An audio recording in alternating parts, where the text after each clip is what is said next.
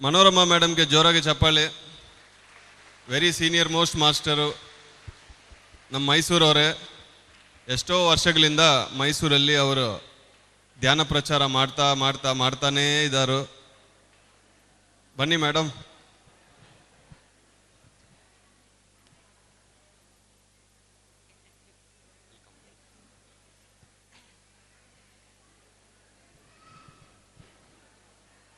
So madam ಇಂದ ಒಂದು 5 ನಿಮಿಷ ನಮ್ಮ ಸಂದೇಶ ತಗೊಳ್ಳೋಣ.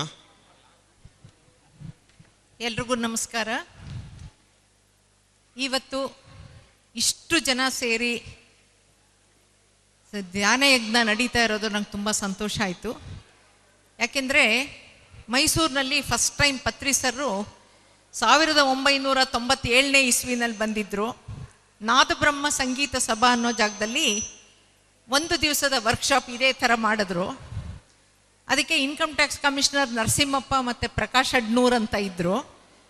ಅವರು ನನ್ನನ್ನು ಧ್ಯಾನ ಶಿಬಿರಕ್ಕೆ ಬಂದು ಅಟೆಂಡ್ ಮಾಡು ಅಂತ ಹೇಳಿದ್ರು. ನಾನು ಬರಲ್ಲಪ್ಪ, ಎಷ್ಟೊಂದು ಥರ ಧ್ಯಾನ ಕಲ್ತಿದ್ದೀನಿ, ಮ್ಯಾಗ್ನೆಟೋಥೆರಪಿ ಕಲ್ತಿದ್ದೀನಿ, ಅಕ್ಯುಪ್ರೆಷರ್ ಕಲ್ತಿದ್ದೀನಿ, ಕಾಸ್ಮಿಕ್ ಹೀಲಿಂಗ್ 4 ಡಿಗ್ರಿ ಮಾಡಿದ್ದೀನಿ. ಇಷ್ಟೆಲ್ಲ ಮಾಡಿಬಿಟ್ಟು ಇವಾಗ ಇನ್ನೊಂದು ಹೊಸದು ಕಲ್ತ್ಕೊಂಡ್ರೆ ಕಲ್ತಿರೋದನ್ನು ಅಭ್ಯಾಸ ಮಾಡೋಣ, ಹೊಸದಾಗಿ ಇನ್ನೇನು ಬೇಡ. ನಾನು ಟ್ವಿನ್ ಹಾರ್ಟ್ ಮೆಡಿಟೇಷನ್ನು, ಅಲ್ಟ್ರಾವೈಲೆಟ್ ಮೆಡಿಟೇಷನ್ ಎಲ್ಲ ಕಲ್ತಿದ್ದೀನಿ, ಪ್ರಾಕ್ಟೀಸ್ ಮಾಡ್ತಾ ಇದ್ದೀನಿ, ಇನ್ನೊಂದು ಹೊಸದೆಲ್ಲ ನಂಗೆ ಬೇಡಪ್ಪ ಅಂತ. ಇಲ್ಲ ಮೇಡಮ್, ನೀವು ಕಲ್ತ್ಕೊಂಡ್ರೆ 10 ಜನಕ್ಕೆ ಹೇಳ್ತೀರ, ನಿಮ್ಗಾದರೆ ಮಾತಾಡೋಕ್ಕೆ ಬರುತ್ತೆ, ಹಾಗಾಗಿ ನೀವು ಬರಲೇಬೇಕು ಅಂದರು. ಅವರು ಕಮಿಷನರ್ ಆದ್ರಿಂದ ಅವರನ್ನು ಡಿಸಪಾಯಿಂಟ್ ಮಾಡೋಕ್ಕೆ ಇಷ್ಟ ಇಲ್ಲದೇ ಬೇಡದ ಮನಸ್ಸಿನಲ್ಲೇ ಹೋದೆ ನಾನು ಆ ಒಂದು ದಿವಸದ ಧ್ಯಾನ ಶಿಬಿರಕ್ಕೆ. ಮೊದಲನೇ ಸಲ ಧ್ಯಾನ ಮಾಡಿಸಿದಾಗ ನನಗೇನು ಅನುಭವ ಆಗಲಿಲ್ಲ, ಏನು ಅನ್ನಿಸ್ಲೂ ಇಲ್ಲ ನನಗೆ, ಯಾಕೆಂದರೆ ಒಪ್ಪಿಗೆಯಿಂದ ಹೋಗಿರಲಿಲ್ಲ. 2ನೇ ಸಲ ಧ್ಯಾನ ಮಾಡಿಸಿದಾಗ ನಿದ್ದೆ ಬಂದುಬಿಟ್ಟಿತ್ತು. 3ನೇ ಸಲ ಧ್ಯಾನ ಮಾಡಿಸಿದಾಗ ಆಸ್ಟ್ರಲ್ ಟ್ರಾವೆಲ್ ಆಗೋಯ್ತು. 4ನೇ ಸಲಕ್ಕೆ ಎಲ್ಲಿದ್ದೀನಿ ಅಂತಲೇ ಗೊತ್ತಿಲ್ಲ. ಒಟ್ಟಲ್ಲಿ ಅವರು ಓಕೆ ಹೇಳಿದ್ರು ನಂಗೆ ಗೊತ್ತಾಗಲೇ ಇಲ್ಲ. ಆಗ ನಂಗೆ ಅನ್ನಿಸ್ತು, ಈ ಧ್ಯಾನದಲ್ಲಿ ಏನೋ ಒಂದು ವಿಶೇಷತೆ ಇದೆ, ಅದೇನು ಅಂತ ಗೊತ್ತಾಗ್ತಿಲ್ಲ. ಯಾಕಂದ್ರೆ ಇಷ್ಟು ದಿನ ನಾನು ಧ್ಯಾನ ಮಾಡ್ತಾ ಇದ್ದೀನಿ, ಅದರಲ್ಲಿ ನನಗೇನು ಈ ಥರದ್ದು ಅನುಭವ ಆಗಿರಲಿಲ್ಲ, ಇದರಲ್ಲಿ ಆಯ್ತಲ್ಲ, ಹಾಗಾದ್ರೆ ಏನೋ ಇರಬೇಕು ಅಂತ. ಅಷ್ಟೊತ್ತಿಗಾಗಲೇ ನನಗೆ 3 ಆಪ್ರೇಷನ್ ಆಗಿತ್ತು. 4ನೇ ಆಪ್ರೇಷನ್ನು ಯೂಟ್ರಸ್ ರಿಮೂವಲ್ಗೆ ಹೇಳಿದ್ರು. ಸೊ ಪತ್ರಿ ಸರ್ ಸ್ಪೀಚಲ್ಲಿ ಹೇಳಿದ್ರು, ಧ್ಯಾನ ಮಾಡಿದ್ರೆ ಎಲ್ಲ ಕಾಯಿಲೆನೂ ವಾಸಿ ಆಗುತ್ತೆ ಅಂತ. ಸೊ ನನ್ನ ಮನಸ್ಸಲ್ಲಿ ಒಂದು ಪ್ರಶ್ನೆ ಏನು ಅಂದರೆ, ಆಪ್ರೇಷನ್ ಆಗಬೇಕಾಗಿರೋದು ಇದರಲ್ಲಿ ವಾಸಿ ಆಗುತ್ತಾ ಅಂತ.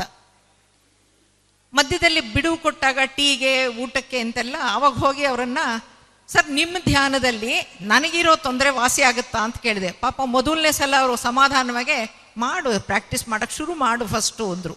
ಸಮಾಧಾನ ಇಲ್ಲ.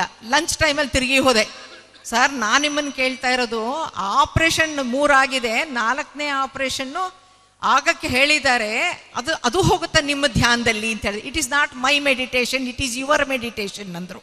ಇದೇನಿದು ಸ್ವಾಮೀಜಿ ಅಂತಾರೆ, ಗಡ್ಡ ಬಿಟ್ಟಿದ್ದಾರೆ, ಹೊರಟೊರಟಾಗಿ ಉತ್ತರ ಕೊಡ್ತಾರಲ್ಲ ಇವರು, ನನಗೆ ಸಮಾಧಾನಕ್ಕೆ ಒಪ್ಪಿಸ್ಬೇಕಲ್ವ ಅವರು ಅಂತ.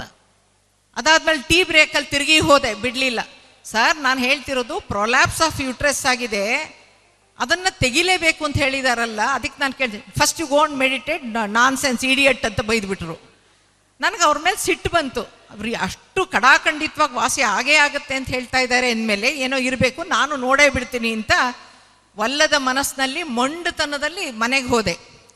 ಮನೆಗೆ ಹೋಗಿ ಅವತ್ತು ನಮ್ಮ ತಾಯಿ ಊಟ ಮಾಡು ಅಂದರು. ಊಟ ಬೇಡಮ್ಮ, ಈ ಧ್ಯಾನದಲ್ಲೇ ಎನರ್ಜಿ ಬರುತ್ತಂತೆ ಸರ್ ಹೇಳಿದ್ದಾರೆ, ಅದೇನು ಎನರ್ಜಿ ಬರುತ್ತೆ ಅಂತ ನಾನು ನೋಡ್ತೀನಿ ಅಂದ್ಬಿಟ್ಟು ಧ್ಯಾನಕ್ಕೆ ಕೂತ್ಕೊಂಡ್ರೆ ಎಂಥ ಬ್ಯೂಟಿಫುಲ್ ಎಕ್ಸ್ಪೀರಿಯನ್ಸ್ ಆಯಿತು ಅಂದರೆ, ನನ್ನದೇ ದೇಹ ನನ್ನ ಎದುರುಗಡೆ ಇದೆ, ಧ್ಯಾನದಲ್ಲಿ ಎನರ್ಜಿ ಬರ್ತಾ ಇದೆ. ಸಹಸ್ರಾರ ಆಜ್ಞ ವಿಶುದ್ಧ ಅನಾಹತ ಮಣಿಪುರ ಸ್ವಾಧಿಷ್ಠಾನ ಮೂಲಾಧಾರ ಚಕ್ರಕ್ಕೆ ಹೋಗಿ ಅದು ಮೇಲ್ಮುಖನಾಗಿ ಬರುತ್ತೆ ಅಂತ ಹೇಳಿದ್ರಲ್ಲ, ಅದು ಆಗ್ತಾ ಇದೆ. ನನಗೆ ಆಗ್ತಾ ಇರೋ ವಿಡಿಯೋ ನನಗೆ ಎದುರುಗಡೆ ಕಾಣಿಸ್ತಾ ಇದೆ. ಮೆಲ್ಲಗೆ ಒಂಚೂರು ಕಣ್ಣು ಬಿಟ್ಬಿಟ್ಟು ನೋಡಿದೆ, ಇದೇನು ಎಲ್ಲಿದ್ದೀನಿ ನಿಜಾನೋ ಏನೋ ಅಂತ. ಕಣ್ಣು ಮುಚ್ಚರು ತಿರುಗಿ ಕಾಣಿಸ್ತಾ ಇದೆ. ಓ, ಈ ಧ್ಯಾನದಲ್ಲಿ ಏನೋ ವಿಶೇಷ ಇದೆ, ಇದನ್ನು ಬಿಡಬಾರ್ದು ಅಂತ ಹಿಡಿದು ಶುರು ಮಾಡಿದೆ. ಕೊನೆಗೆ 4 ವರ್ಷ ನನಗೆ ತುಂಬ ಅನಾರೋಗ್ಯ ಇತ್ತು. ನಾನು ಸತ್ತೋಗ್ತೀನಿ ನಾನು ಅಂದ್ಬಿಟ್ಟು ಈ ಧ್ಯಾನನ ತಲೆನೋವು ಹೊಟ್ಟೋಗುತ್ತೆ ಅಂದ್ಬಿಟ್ಟು ಹೇಳಿದ್ರಲ್ಲಿ, ಎಲ್ಲ ವಾಸಿ ಆಗುತ್ತೆ ಅಂತ. ಮೈಗ್ರೇನ್ ತಲೆನೇ 30 ವರ್ಷದಿಂದ ಇದ್ದ ತಲೆನೋವು ನನಗೆ ಹೊಟ್ಟೋಯ್ತು 6 ತಿಂಗಳ ಧ್ಯಾನದಲ್ಲಿ. ಸೊ ನಾನು ಅಂದ್ಕೊಂಡೆ, ಎಷ್ಟೊಂದು ಜನ ತಲೆನೋವು ಕಷ್ಟಪಡ್ತಾರೆ, ಈ ಧ್ಯಾನ ಹೇಳ್ಕೊಟ್ಬಿಟ್ರೆ 50 ಪೈಸಾ ಖರ್ಚು ಆಗಲ್ಲ, ಧ್ಯಾನ ಮಾಡಿಕೊಂಡು ಸರಿ ಮಾಡ್ಕೋಬೋದು ಅಂತ ಹೇಳಿದೆ. ಅಷ್ಟೇ. ನಾನು ಹೇಗೂ ತುಂಬ ಅನಾರೋಗ್ಯ ನನಗೆ, ಸಾಯೋಷ್ಟಲ್ಲಿ 1000 ಜನಕ್ಕೆ ಹೇಳಬೇಕು ಅಂತ ಡಿಸೈಡ್ ಮಾಡಿ ಶುರು ಮಾಡಿದೆ. ಸಾಯಲೇ ಇಲ್ಲ, 1,000 ಆಗೋಯ್ತು. ಆಮೇಲೆ 10,000 ಜನಕ್ಕೆ ಹೇಳ್ಕೊಟ್ಬಿಟ್ಟು ಸಾಯ್ಬೇಕು ಅನ್ಕೊಂಡೆ, 10,000 ಆಯ್ತು, ಸಾಯಲೇ ಇಲ್ಲ. ಅಂದ್ರೆ ಅರ್ಥ ಆರೋಗ್ಯ ಒಳಗಡೆ ಹಾಗೇ ಸರಿ ಹೋಗ್ತಾ ಇತ್ತು, ನನಗೆ ಗೊತ್ತಾಗ್ತಿರ್ಲಿಲ್ಲ ಅಷ್ಟೇನೆ. ಅಷ್ಟು ತುಂಬ ಚೆನ್ನಾಗಿ ನನ್ನ ದೇಹದಲ್ಲಿ ಇದ್ದಿದ್ದ ತೊಂದರೆಗಳೆಲ್ಲ ಆಯಿತು. ಆಮೇಲೆ ಶಿವಮೊಗ್ಗಕ್ಕೆ ಟ್ರಾನ್ಸ್ಫರ್ ಆಗಿ ಹೋಗ್ಬೇಕಾಗಿ ಬಂತು. ನಾನು ಕೆನರಾ ಬ್ಯಾಂಕಲ್ಲಿ ಮ್ಯಾನೇಜರಾಗಿ ವರ್ಕ್ ಮಾಡ್ತಾ ಇದ್ದೆ.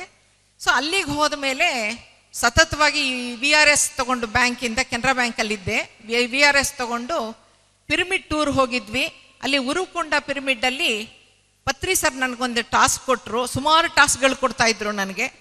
Find your purpose of life ಅಂತ ಹೇಳಿದ್ರು. So what is my purpose of life ಅಂತ ಉರುಕೊಂಡ ಪಿರಮಿಡ್ಡಲ್ಲಿ ಹೋದಾಗ ಧ್ಯಾನ ಮಾಡಿದಾಗ purpose of life teach meditation ಅಂತ ಬಂತು. ಸರಿ, ತಕ್ಷಣ ಹಾಗಾದ್ರೆ ನಾನು ಕೆಲಸ ಬಿಟ್ಬಿಡ್ಬೇಕು ಅನ್ನೋದಕ್ಕೆ SVRS ಅನೌನ್ಸ್ ಮಾಡಿದ್ರು. ರಿಸೈನು ಮಾಡಿಬಿಟ್ಟೆ ಬ್ಯಾಂಕಿಂದ. ಆ ಥರ ಒಂದಲ್ಲ 10 ಟಾಸ್ಕ್ಗಳು ಕೊಟ್ಟಿದ್ರು ನನಗೆ. ಫೈಂಡ್ ಯುವರ್ ಮಾಸ್ಟರ್ ಅಂತ ಹೇಳಿದರು. You must come and tell me ಅಂತ ಹೇಳಿದರು. ಒಂದು ಎಲ್ಲಿ ಪತ್ರಿ ಸರ್ ಬಂದ್ರೂ ಟ್ರಾನ್ಸ್ಲೇಷನ್ಗೆ ನಾ ಹೋಗ್ತಾ ಇದ್ದೆ. ಮೈಸೂರಿನ ಪಿರಮಿಡ್ ಸ್ಪಿರಿಚುವಲ್ ಸೊಸೈಟಿ ಹೇಗೆ ನಡೆದು ಬಂತು ಅನ್ನೋದನ್ನು ಹೇಳಕ್ಕೆ ಇಷ್ಟಪಡ್ತೀನಿ. ಕೇವಲ 4 ಜನ ಮಾತ್ರ, income tax commissioner Narasimhappa, Prakash Adnoor, ನಾನು, ಆಮೇಲಿಂದ ಚಂದ್ರಶೇಖರ್ ಅನ್ನೋರು ನನ್ನ ಕೊಲೀಗ್ ಹಸ್ಬೆಂಡ್. 4 ಜನ ಶುರು ಮಾಡಿ ವಾಸವಿ ಮಹಲಲ್ಲಿ ಹೋಗಿ ಒಂದು ರೂಮನ್ನು ಭಾನುವಾರದ ದಿವಸ, ಶನಿವಾರದ ದಿವಸ ಮಾತ್ರ ನಮ್ಗೊಂಚೂರು 4 ಜನ ಸೇರಕ್ಕೆ ಅವಕಾಶ ಮಾಡಿ ಅಂತ ಮನೆಗೆ ಹೋಗಿ ಎಲ್ಲಾರ್ಗು ಪ್ಯಾಂಫ್ಲೆಟ್ ಮಾಡಿಸ್ಬಿಟ್ಟು ಕೊಟ್ಬಿಟ್ಟು ಎಲ್ಲರನ್ನೂ ಕರ್ಕೊಂಬರ್ತಾ ಇದ್ವಿ. ಬಸ್ ಸ್ಟಾಪ್ಗೆ ಹೋಗ್ಬಿಟ್ಟು ಕೂತಿದ್ರೆ ಬಸ್ ಸ್ಟಾಪಲ್ಲಿ ಇಲ್ಲಿ ಕೂತ್ಕೊಳ್ಳೋ ಬದಲು ಅಲ್ಲಿ ಬಂದು ಕೂತ್ಕೊಳ್ಳಿ ಅಂತ ಅವ್ರಿಗೆ ಅಡ್ರೆಸ್ ಕೊಟ್ಬಿಟ್ಟು ಬರ್ತಾ ಇದ್ವಿ. ಈ ಥರ ಮಾಡಿ ಧ್ಯಾನ ಶುರು ಮಾಡಿದ್ವಿ. ಎಲ್ಲರೂ ಕಾಂಟ್ರಿಬ್ಯೂಟ್ ಮಾಡಿ ಸ್ಪಿರಿಚುವಲ್ ಲೈಬ್ರರಿ ಅಂತ ಶುರು ಮಾಡಿದ್ವಿ. ಬುಕ್ಸ್ಗಳು ಕಲೆಕ್ಟ್ ಮಾಡಿದ್ವಿ. ಸಂಘ ಸಂಸ್ಥೆಗಳಿಗೆಲ್ಲ ಹೋಗ್ಬಿಟ್ಟು ಧ್ಯಾನ ಹೇಳ್ಕೊಡು. ಅಂದರೆ ಎಷ್ಟು ಬೇಡ ಅನ್ನೋ ಮನಸ್ಸಿಂದಾನೇ ನಾ ಮಾಡಿದ್ರು ಕೂಡ ಧ್ಯಾನ ಏನು ಅನ್ನೋದನ್ನು ನನಗೆ ಅನುಭವ ಪೂರ್ವಕವಾಗಿ ಕೊಟ್ಟಿದ್ದರಿಂದ ಧ್ಯಾನನ ಬಹಳಷ್ಟು ಮಟ್ಟಿಗೆ ತಗೊಂಡು ಹೋದ್ವಿ. ಇದರಲ್ಲಿ ಜಗನ್ಮೋಹನ ಪ್ಯಾಲೇಸಲ್ಲಿ 4 ಸಲ ಧ್ಯಾನ ಮಹಾಯಜ್ಞ ಮಾಡಿದ್ವಿ. ಕೊನೆಯ ಸಲ ಧ್ಯಾನ ಮಹಾಯಜ್ಞ ಮಾಡಿದ್ದು 2004ನೇ ಇಸ್ವಿನಲ್ಲಿ. ಅದನ್ನು ನಡೆಸ್ತಾ ಇದ್ದಂಥ ನನ್ನ ಕೊಲೀಗ್ ವಿಜಯ ಅನ್ನೋರು ಬಸ್ ಆಕ್ಸಿಡೆಂಟಲ್ಲಿ ಬಸ್ ಓವರನ್ನಾಗಿ ಹೋಗ್ಬಿಟ್ರು. ಅವರ ಹಸ್ಬೆಂಡು ಪ್ರತಿ ವರ್ಷ ತಿಥಿ ಮಾಡೋ ಬದಲಿಗೆ ಧ್ಯಾನ ಮಹಾಯಜ್ಞನ ಹಮ್ಮಿಕೊಂಡು ಜಗನ್ಮೋಹನ ಪ್ಯಾಲೇಸಲ್ಲೇ ಧ್ಯಾನ ಯಜ್ಞ ಮಾಡ್ತಾ ಇದ್ರು. ಅವ್ರಿಗೂ ಬ್ರೈನ್ ಟ್ಯೂಮರ್ ಆಗಿ ಅವರು ಹೋಗ್ಬಿಟ್ರು. ಅದಾದ್ಮೇಲೆ ನಿಂತು ಹೋಗ್ಬಿಟ್ಟಿತ್ತು. ಇವತ್ತು ಇಷ್ಟು ಜನದ ಜೊತೆ ಮೈಸೂರಿನಲ್ಲಿ ನೋಡಕ್ಕೆ ನಂಗೆ ತುಂಬ ಸಂತೋಷ ಆಯಿತು. ನನಗೆ 71 ಇಯರ್ಸ್. ಇವಾಗ ಬರೀ ಒಂದು 9 ಆಪರೇಷನ್ ಆಗಿದೆ ಅಷ್ಟೇನೆ. ಪತ್ರಿ ಸರ್ದು ಟೆಲಿಪತಿಕಲಿ ಹೇಗೆ ಒಂದು ಕಾಂಟ್ಯಾಕ್ಟ್ ಆಗಿರ್ತೀವಿ ನಮ್ಮ ಗುರುಗಳಿಗೆ ಅನ್ನೋದಕ್ಕೆ ಒಂದು ಮಾತ್ರ ಎಕ್ಸ್ಪೀರಿಯನ್ಸ್ ಹೇಳಿಬಿಟ್ಟು ಮಾತು ನಿಲ್ಲಿಸ್ತೀನಿ. ಆ ಗರ್ಭಕೋಶ ಪ್ರೊಲ್ಯಾಪ್ಸ್ ಆಗಿದ್ದು ಶಿವಮೊಗ್ಗಕ್ಕೆ ಹೋದ ಮೇಲೆ 2001ನಲ್ಲಿ ಸ್ವಲ್ಪ ಪ್ರಾಬ್ಲಮ್ ಜಾಸ್ತಿ ಆಯಿತು. ಆವಾಗ ಯೂರಿನರಿ ಬಿದ್ದುಬಿಟ್ಟು ಯೂರಿನರಿ ಬ್ಲಾಡರ್ ರಪ್ಚರ್ ಆಗಿ ಅದೊಂದು ಪ್ರಾಬ್ಲಮ್ ಆಗಿತ್ತು. ಸಿಸ್ಟೋಸಿಲ್ ರಿಪೇರ್ ಅಂತ, ಫೋದರ್ ಗಿಲ್ಸ್ ಅಂತ, ಹಿಸ್ಟೆಕ್ಟಮಿ, ಈ ಥರದ್ದು ಒಟ್ಟು 9 ಆಪರೇಷನ್ ಆಗಿರೋದು. ಆ ಗರ್ಭಕೋಶದ ಪ್ರಾಬ್ಲಮ್ ಜಾಸ್ತಿ ಆದಾಗ ಬಯಾಪ್ಸಿ ಮಾಡಿ 15 ದಿವಸದಲ್ಲಿ ಗರ್ಭಕೋಶ ತೆಗಿಬೇಕು ಅಂತ ಹೇಳಿದ್ರು. ಆಗ ನಾನು ಅನ್ಕೊಂಡೆ, ಅಯ್ಯೋ ಪತ್ರಿ ಸರ್ 4 ವರ್ಷದ ಹಿಂದೆ ಹೇಳಿದ್ರು ಎಲ್ಲ ಕಾಯಿಲೆನೂ ವಾಸಿ ಆಗುತ್ತೆ ಅಂತ. ನಂಗೆ 4 ವರ್ಷ ಆದ್ರೂ ಗರ್ಭಕೋಶದ ಸರಿನೇ ಹೋಗ್ಲಿಲ್ವಲ್ಲ. ನನಗೂ ಕೇಳಕ್ಕೆ ಮರ್ತೋಯ್ತು. ಯಾಕಂದ್ರೆ ಧ್ಯಾನ ಹೇಳ್ಕೊಡೋದ್ರೊಳಗಡೆ ಅದು ಮರ್ತು ಬಿಟ್ಟೆ. ಶಿವಮೊಗ್ಗಕ್ಕೆ ಹೋದ್ಮೇಲೆ 8 ಧ್ಯಾನ ಕೇಂದ್ರ ಮಾಡಿದ್ದೆ. ಆಗ ಅನ್ಕೊಂಡೆ ಪತ್ರಿ ಸರ್ ನಂಬರು ಇಲ್ಲ, ಅವರನ್ನಾರು ಒಂದು ಮಾತು ಕೇಳ್ಬೋದಿತ್ತು, ಟೇಬಲ್ ಗುದ್ದಿ ಕೇಳ್ಬೋದಿತ್ತು, ನಿಮ್ಮ ಧ್ಯಾನದಲ್ಲಿ ನಂದು ಗರ್ಭಕೋಶ ಸರ್ ಹೋಗ್ಲಿಲ್ಲ ಅಂತ ಹೇಳಬೇಕು ಅಂತ ಅನ್ಕೊಂಡಿದ್ದೀನಿ. ರಜಾ ಹಾಕಿದ್ದೀನಿ, 3 ಬಾಟ್ಲು ಬ್ಲಡ್ ರೆಡಿ ಮಾಡಿದ್ದೀನಿ. ಫೋನ್ ಬಂತು ಪತ್ರಿ ಸರಿಂದ. ಅವ್ರು ಏನೂ ಮಾತಾಡಲಿಲ್ಲ ನನ್ನ ಹತ್ರ. ಒಂದೇ sentence, who are you to get rid of any of your organ. ಯಾವುದೇ ಅಂಗವನ್ನ ಕತ್ತರಿಸಿ ಬಿಸಾಕಕ್ಕೆ ನಿಂಗೆ ಯಾವುದು ರೈಟ್ ಇಲ್ಲ, ನಥಿಂಗ್ ಡೂಯಿಂಗ್ ಅಂದ್ರು. ಅಂದ್ಬಿಟ್ಟು ಹೇಳಿದ್ರು, meditate, channelise the energy, pass suitable resolutions, you will be all right ಅಂದ್ಬಿಟ್ಟು ಫೋನ್ ಕಟ್ ಮಾಡಿಬಿಟ್ರು. ನಾನು ಒಂದು ವರ್ಡೂ ಮಾತಾಡಿಲ್ಲ ಅವ್ರ ಹತ್ರ. ಅಂದರೆ ಧ್ಯಾನದಲ್ಲಿ how we connect our self to Patriji ಅನ್ನೋದು ನಮ್ಮ ಸ್ವಂತ ಅನುಭವ. ಅಷ್ಟೊತ್ತಿಗಾಗಲೇ ನಾನು ಮೈಂಡ್ ಪವರಲ್ಲಿ ಗ್ರಾಜುಯೇಷನ್, ಸಿಲ್ವಾ 2000 ಗ್ರಾಜುಯೇಷನ್ ಮಾಡ್ಕೊಂಡಿದ್ದೀನಿ ಲಾರಾ ಸಿಲ್ವಾ ಹತ್ರ. ಸೊ ಆಟೋ ಸಜೆಷನ್ ಮಾಡ್ಕೊಳ್ತಾ ಇದ್ದೆ, ಸಂಕಲ್ಪಗಳು ಹೇಳ್ಕೊಳ್ತಾ ಇದ್ದೆ. 2 ಅವರ್ಸ್ ಧ್ಯಾನ ಮಾಡಬೇಕು ಅಂದಿದ್ರು ಪತ್ರಿ ಸರು, ಮಾಡ್ತಾ ಇದ್ದೆ. 6 ತಿಂಗಳು ಒಳಗಡೆ ಅದು ನಡೆದಿರೋದು 48ನೇ ವಯಸ್ಸಲ್ಲಿ ನನಗೆ. ಈಗ ನಂಗೆ 71. ಗರ್ಭಕೋಶ ತಂತಾನೆ ಒಳಗಡೆ ಹೋಗಿ ಅದರ ಸ್ವಸ್ಥಾನದಲ್ಲಿ ಆರೋಗ್ಯವಾಗಿದೆ. 15 ದಿವಸದಲ್ಲಿ ತೆಗಿಬೇಕು ಅಂತಿದ್ರು. ಇದಕ್ಕಿಂತ ಇನ್ಯಾವ ಧ್ಯಾನದಲ್ಲಿ ಉಪಯೋಗ ಆಗತ್ತೆ ಅನ್ನೋದಕ್ಕೆ ಇನ್ನೊಂದು ಏನು ಅನುಭವನೇ ಬೇಡ. ಇನ್ನೊಂದು ಅನುಭವದಲ್ಲಿ ನಾನು ಯಾಕೆ ನನ್ನ ಅನುಭವ ಹೇಳ್ತಾ ಇದ್ದೀನಿ ಅಂದರೆ, ವೈದ್ಯಕೀಯವಾಗಿ ಆಗದೇ ಇರೋದು ಆಗಕ್ಕೆ ಸಾಧ್ಯ ಅನ್ನೋ ಕೇಳ್ತಾ ಇರೋದು. ಗಂಟೆ ಟಾನ್ಸಲ್ಸ್ ಮೇಲೆ ಆಪ್ಸಿಸ್ ಆಗಿಬಿಟ್ಟು ಬರ್ಸ್ಟ್ ಆಗಿಬಿಟ್ಟು ಬ್ಲೀಡ್ ಆಗಿಬಿಟ್ಟಿತ್ತು. ಸಿಕ್ಕಾಪಟ್ಟೆ ಜ್ವರ, ಗಂಟ್ಲು ಆಪರೇಷನ್ ಮಾಡೋಕ್ಕಾಗಲಿಲ್ಲ. ಜ್ವರಕ್ಕೆ ಇಂಜೆಕ್ಷನ್ ಕೊಟ್ಟು ಕಳಿಸ್ಬಿಟ್ರು. ಆಮೇಲಿಂದ ಹೋದರೆ ಕಿರ್ನಾಲ್ಗೆಗೆ ಇನ್ಫೆಕ್ಷನ್ ಆಗಿಬಿಟ್ಟು ಕಿರ್ನಾಲ್ಗೆನ ಸ್ನಿಪ್ ಮಾಡಿಬಿಟ್ರು. ಓವಿಲೆಕ್ಟಮಿ ಅಂತ ತೆಗೆದಾಕ್ಬಿಟ್ರು. ನನಗೆ ಆಪರೇಷನ್ ಆದ್ಮೇಲೆ ಮಾತಾಡಕ್ಕೆ ಹೋಗ್ತೀನಿ, ವಾಯ್ಸೇ ಇಲ್ಲ ಅಲ್ಲಿ ಸಂಕಲ್ಪ ಈ ಹಾಸ್ಪಿಟ್ಲಲ್ಲಿ. ಆಮೇಲೆ ಅವ್ರು ಹೋಗಿ ಕೇಳಬೇಕು ಅನ್ನೋಕ್ಕೆ ವಾಯ್ಸ್ ಇಲ್ಲ, ಬರೋದು ತೋರಿಸ್ದೆ, why don't I have a voice ಅಂತ. ಆಗ ಅವ್ರು you have to be with that ಅಂದ್ಬಿಟ್ರು. ಅಂದ್ರೆ ಅರ್ಥ ಏನು ನಂಗೆ ಅರ್ಥ ಆಗಲಿಲ್ಲ. ಕಿರ್ನಾಲ್ಗೆ ತೆಗೆದಾಕಿದ್ದೀವಿ, ಅದಕ್ಕೆ ನಿಂಗೆ ಮಾತಾಡೋಕ್ಕಾಗಲ್ಲ, ಅದು ಯು ಹ್ಯಾವ್ ಅಡ್ಜಸ್ಟ್ ಮಾಡ್ಕೋಬೇಕು ಅದಕ್ಕೆ ಅಂದ್ಬಿಟ್ರು.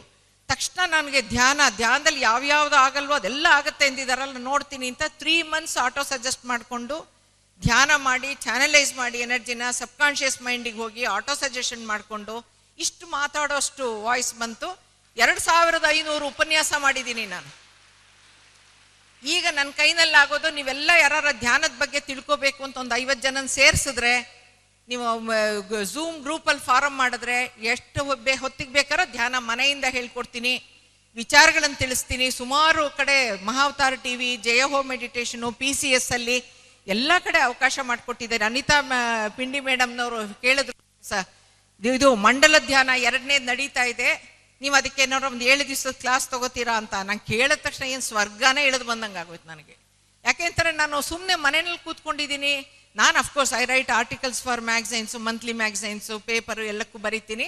ಹಾಗಾಗಿ ಅದೇನೇ ಆದರೂ ನನಗೆ ಧ್ಯಾನ ಹೇಳ್ಕೊಡೋಕ್ಕಾಗ್ತಾ ಇಲ್ವಲ್ಲ ಅನ್ನೋದೇ ಕೊರಗಾಗಿತ್ತು ನನಗೆ. ಮಂಡಲ 2ರಲ್ಲಿ ನನಗೆ ಅದಕ್ಕೆ ಅವಕಾಶ ಮಾಡಿಕೊಟ್ರು.